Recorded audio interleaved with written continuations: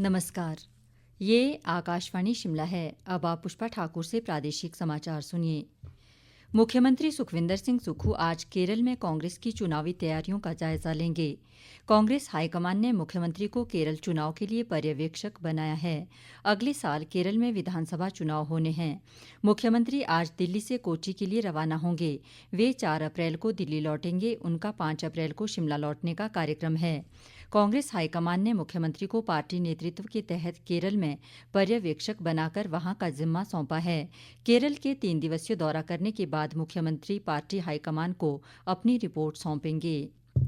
राजभवन शिमला में कल एक भारत श्रेष्ठ भारत की पहल के तहत बिहार, ओडिशा और राजस्थान के स्थापना दिवस कार्यक्रम को मनाने के लिए विशेष मिलन कार्यक्रम का आयोजन किया गया। प्रदेश में रहने वाले इन राज्यों के नागरिकों ने इस समारोह में भाग लिया। राज्यपाल शिव प्रताप शुक्ल और लेडी गवर्नर जानकी शुक्ल ने पारंपरिक हिमाचली टोपी, मफलर और स्मृति चिन्ह भेंट कर उपस्थित लोगों को सम्मानित किया। इस अवसर पर राज्यपाल ने इन राज्यों की समृद्ध संस्कृति, परंपराओं और योगदान का उल्लेख करते हुए कहा कि इस तरह के आयोजन एक भारत श्रेष्ठ भारत की संकल्पना को साकार करते हैं।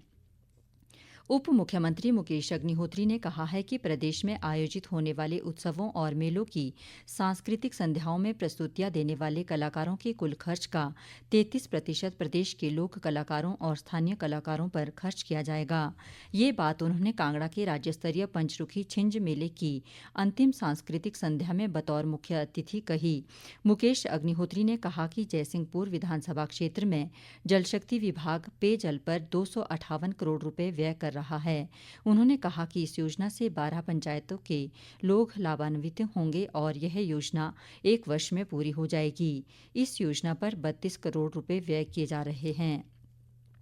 चैत्र नवरात्र के 5वें दिन आज मां के स्कंदमाता स्वरूप की पूजा अर्चना की जा रही है। प्रदेश के प्रसिद्ध शक्तिपीठों सहित अन्य मंदिरों में श्रद्धालु सुबह से ही दर्शन करने पहुंच रहे हैं और मां से सुख समृद्धि और उज्जवल भविष्य की कामना कर रहे हैं।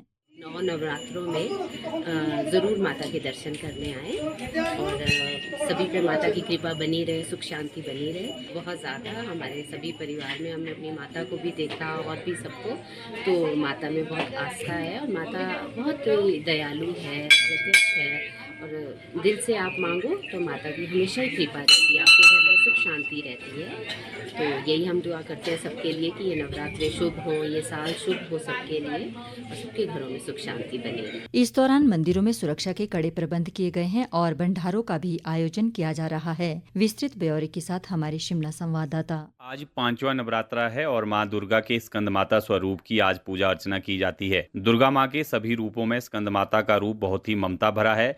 इनकी पूजा करने से बुद्धि बढ़ती है और ज्ञान मिलता है। हिमाचल प्रदेश के तमाम शक्तिपीठों चिंतपूर्णी, नैना देवी, ज्वालाजी, ब्रजेश्वरी सहित अन्य शक्तिपीठों में सुबह से ही भक्तों की लंबी कतारें लगी हैं। लोग मां के दर्शन कर रहे हैं और परिवार की सुख शांति की कामना कर रहे हैं। आकाशवाणी समाचार के लिए शिमला से योगराज शर्मा। मंडी के जोगिंदरनगर राज्य स्तरीय लघु शिवरात्रि मेला कल विधिवत रूप से आरंभ हुआ। उपायुक्त अपूर्व देवगन ने जलेब की अगुवाई की और मेले का झंडा फहराकर विधिवत शुभारंभ किया।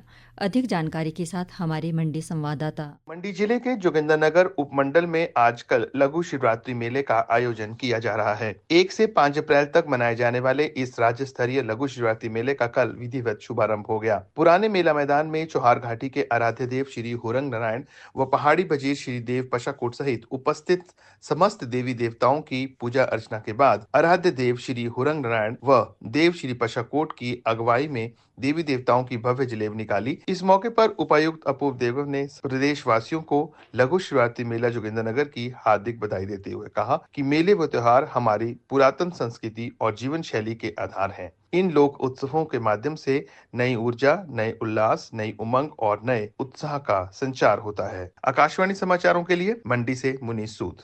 अब सुर्खियां समाचार पत्रों से। आज समाचार पत्रों ने अलग अलग खबरों को प्रमुखता दी है।